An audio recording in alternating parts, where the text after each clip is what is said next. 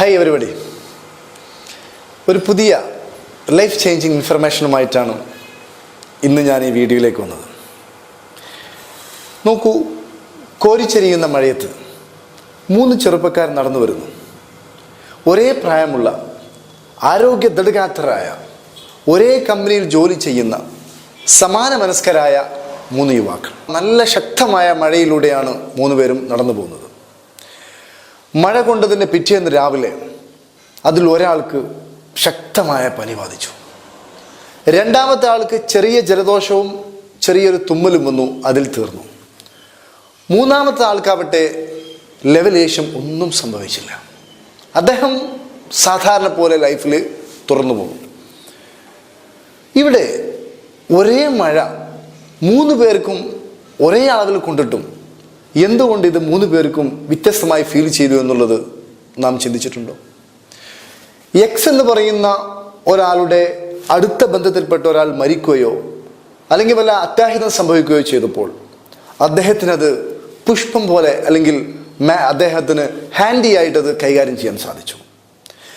അതേ സംഭവം തന്നെ വൈ എന്ന ആളുടെ ജീവിതത്തിൽ സംഭവിച്ചപ്പോൾ വൈ എന്ന ആളുടെ അതേ ബന്ധത്തിൽപ്പെട്ട ഒരാൾക്ക് എക്സ് എന്ന ആളുടെ ബന്ധത്തിൽപ്പെട്ട അതേ സംഭവം സംഭവിച്ചപ്പോൾ വൈക്ക് മാനേജ് ചെയ്യാൻ സാധിച്ചില്ല. അദ്ദേഹം ആകെ തളർന്നു പോയി. അദ്ദേഹം വിഷാദ രോഗിയാവുകയോ അല്ലെങ്കിൽ ഒരുപാട് കാലം ഡിപ്രസ്ഡ് ആവുകയോ ചെയ്തു. എന്തുകൊണ്ടായിരിക്കും ഇത്? എക്സ് എന്ന ആളുടെ ഭാര്യ കയർത്തു വലുതും സംസാരിച്ചപ്പോൾ അദ്ദേഹത്തിന് അത് മാനേജ് ചെയ്യാൻ സാധിച്ചു.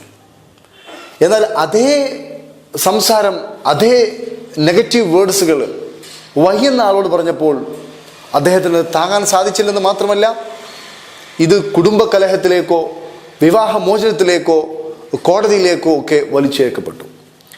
ഇവിടെ നാം ചിന്തിക്കേണ്ടത്, ഒരേ അനുഭവം തന്നെ വ്യത്യസ്ത ആളുകളിലേക്ക് എത്തുമ്പോൾ എന്തുകൊണ്ട് അവർക്ക് വ്യത്യസ്തമായി ഫീൽ ചെയ്യുന്നു എന്നുള്ളത് നാം ചിന്തിക്കേണ്ടതുണ്ട്. ഏറ്റവും അത്ഭുതകരവും രസകരമായ ഒരു വസ്തുത, ആളുകൾ ആരും എനിക്ക് പനിക്കുന്നത് എന്തുകൊണ്ട് ഇതേ അളവിൽ മഴ കൊണ്ട് എൻ്റെ സുഹൃത്തിന്, എൻ്റെ സഹോദരന് പനിക്കുന്നില്ല, എനിക്കെന്തുകൊണ്ട് പനിക്കുന്നു? എന്തുകൊണ്ട് മറ്റൊരാൾക്ക് എല്ലാം തരണം ചെയ്യാൻ സാധിക്കുന്നു, പക്ഷെ എനിക്കെന്തുകൊണ്ട് സാധിക്കുന്നില്ല എന്ന് അയാളെക്കുറിച്ച് വിലയിരുത്തുന്നില്ല എന്നുള്ളതാണ് ഏറ്റവും വലിയ അത്ഭുതകരവും ചിന്തനീയവുമായൊരു വസ്തുത. ഇവിടെ പലരും പറയും, മനുഷ്യനെ തുല്യരായിട്ടല്ല സൃഷ്ടിച്ചത്, ദൈവം വ്യത്യസ്തമായ കഴിവോട് കൂടിയാണ് സൃഷ്ടിച്ചത്, വ്യത്യസ്തമായ ടാലൻറ്റോട് കൂടിയാണ് സൃഷ്ടിച്ചത് എന്നൊക്കെ പലരും പറയാം. ഇവിടെ നാം മനസ്സിലാക്കേണ്ട ഒരു വസ്തുത, ഈ പ്രപഞ്ചം സൃഷ്ടിച്ച സൃഷ്ടികർത്താവ് 100% അന്യൂന്യമായിട്ടാണ് ഈ പ്രപഞ്ചത്തെ സൃഷ്ടിച്ചത്. ഒരു ന്യൂനതയും ഇല്ലാതെയാണ് സൃഷ്ടിച്ചത്. അങ്ങനെയാണെങ്കിൽ ഈ സൃഷ്ടികർത്താവിൻ്റെ ഒരു സൃഷ്ടിയായ മനുഷ്യനും അത്തരത്തിലൊരു ന്യൂനത ഇല്ല എന്ന് നാം മനസ്സിലാക്കേണ്ടതുണ്ട്.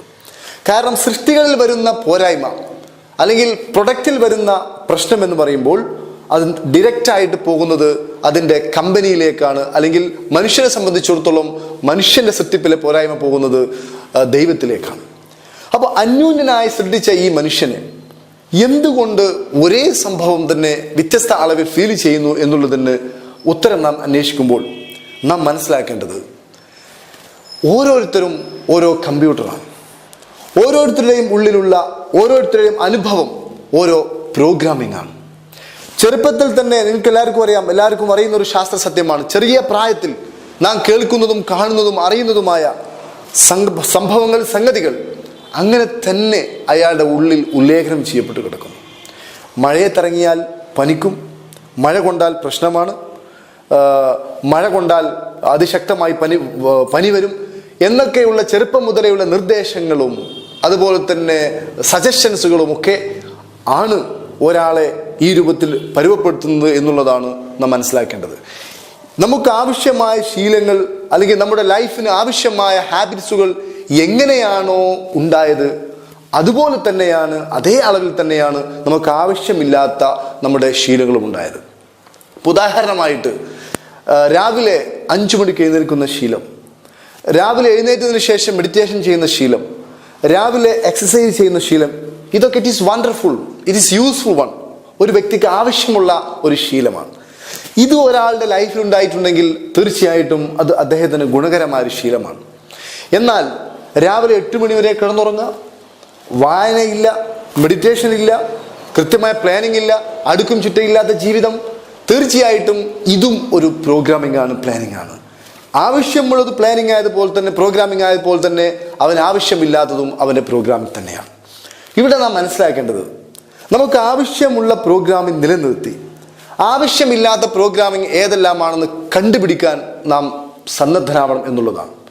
അധികം ആളുകളുടെയും പ്രശ്നം, ഞാൻ ടെൻഷനിലാണ്, ഞാൻ ഡിപ്രഷനിലാണ്, എനിക്ക് ആരെങ്കിലും എന്തെങ്കിലും എന്നോട് പറഞ്ഞാൽ എനിക്കത് സഹിക്കാൻ കഴിയില്ല, എനിക്കത് വഹിക്കാൻ കഴിയില്ല, ഞാൻ പെട്ടെന്ന് തളർന്നു പോകും എന്നൊക്കെയുള്ള വസ്തുത അയാൾ സ്വയം പറഞ്ഞ് അത് തന്നെ ചിന്തിച്ച് അത് തന്നെ മറ്റുള്ളവരോട് പറഞ്ഞ് ജീവിതം തള്ളി നീക്കുന്നു എന്നുള്ളതാണ് ഏറ്റവും അത്ഭുതകരവും ഏറ്റവും അപകടകരവുമായിട്ടുള്ള ഒരു ഫാക്ട്സ്. ഇവിടെ അദ്ദേഹം ചെയ്യേണ്ടത്, തനിക്ക് മഴ കൊണ്ടാൽ പനിക്കുമെങ്കിൽ എന്തുകൊണ്ട് മറ്റവന് പനിക്കുന്നില്ല? അല്ലെങ്കിൽ തനിക്ക് എന്തെങ്കിലും ഒരു പ്രശ്നമുണ്ടാകുമ്പോൾ പെട്ടെന്ന് ദുഃഖമുണ്ടാകുന്നുവെങ്കിൽ, സങ്കടമുണ്ടാകുന്നുവെങ്കിൽ എന്തുകൊണ്ട് മറ്റവനത് സംഭവിക്കുന്നില്ല എന്ന് അയാളെക്കുറിച്ച് തന്നെ അയാൾ ഒരു സെൽഫ് അവയർനെസ്സിന് വിധേയനാവുക എന്നുള്ളതാണ് അദ്ദേഹത്തിന് മാറ്റമുണ്ടാകുവാനുള്ള ആദ്യത്തെ പടി, ഒന്നാമത്തെ സ്റ്റെപ്പ്. അവിടെ നിന്ന് തുടങ്ങണം. പിന്നെ മനസ്സിൻ്റെ റീപ്രോഗ്രാമിംഗ്. നമുക്കറിയാം, ആവശ്യമായത് എങ്ങനെയാണോ നമ്മുടെ ശീലമായി മാറിയത് അതുപോലെ തന്നെയാണ്, അതേ സാഹചര്യത്തിൽ തന്നെയാണ് ആവശ്യമില്ലാത്തതും ശീലമായി മാറിയത്. സോ ആവശ്യമില്ലാത്തതിനെ മുറിച്ച് കളഞ്ഞ് റിമൂവ് ചെയ്ത് ആവശ്യമുള്ളതിനെ മാത്രം നിലനിർത്തുന്ന ഒരു സിസ്റ്റമാണ് മൈൻഡ് റീപ്രോഗ്രാമിംഗ്. മൈൻഡ് റീപ്രോഗ്രാമിംഗ് നമുക്ക് സ്വയം ചെയ്യാൻ സാധിക്കും. നമുക്ക് കൃത്യമായി റിപ്പീറ്റായി നമ്മളോട് തന്നെ പറയുന്ന കാര്യങ്ങൾ, നമ്മൾ റിപ്പീറ്റായി വിഷ്വലൈസേഷൻ ചെയ്യുന്ന കാര്യങ്ങൾ തീർച്ചയായും മൈൻഡ് റീപ്രോഗ്രാമിങ്ങിൻ്റെ അതിശക്തമായൊരു ടൂളാണ്. പ്രസംഗിക്കാൻ വേണ്ടി കയറുമ്പോൾ ഭയമുള്ള ഒരാൾ, അതല്ലെങ്കിൽ എന്തെങ്കിലും 4 ആളുകൾക്ക് മുമ്പിൽ എത്തുമ്പോഴേക്കും വിയർക്കുന്ന ഒരാൾ, അയാൾ ആ പ്രശ്നം സ്വയം തിരിച്ചറിഞ്ഞ് ആളുകൾക്ക് മുമ്പിൽ വളരെ മനോഹരമായി പ്രസംഗിക്കുന്ന ആ ചിത്രം കണ്ടാൽ, ആളുകൾ കാണുമ്പോൾ അല്ലെങ്കിൽ ആളുകൾക്ക് മുമ്പിൽ നിൽക്കുമ്പോൾ സധൈര്യം സംസാരിക്കുന്ന കരുത്തുറ്റ ഒരു വ്യക്തിയായി അയാൾ സ്വയം കാണുകയും സ്വയം അയാൾ ഞാൻ ഓക്കെയാണ്, I can speak, I can influence everybody because I have the capacity, I have the power എന്ന് അയാൾ സ്വയം വിശ്വസിക്കുകയാണെങ്കിൽ, പറയുകയാണെങ്കിൽ അത് മൈൻഡ് റീപ്രോഗ്രാമിങ്ങിൻ്റെ ഒരു ശക്തമായ ടൂളാണ്. അപ്പോൾ നമുക്ക് സ്വയം നമ്മുടെ ആവശ്യമില്ലാത്ത നമ്മളെ നാശത്തിലേക്ക് നയിക്കുന്ന ഫാക്ട്സുകളെ നമുക്ക് ഒഴിവാക്കാം. അതിന് മനസ്സ് വെക്കണം. അതിന് സാധ്യമല്ലെങ്കിൽ മറ്റൊരു ഹെൽപ്പറെ അല്ലെങ്കിൽ മറ്റൊരു സഹായിയെ അല്ലെങ്കിൽ മറ്റൊരു കൗൺസിലറെ, ഒരു ഗൈഡിനെ നമുക്ക് ആവശ്യപ്പെടാം.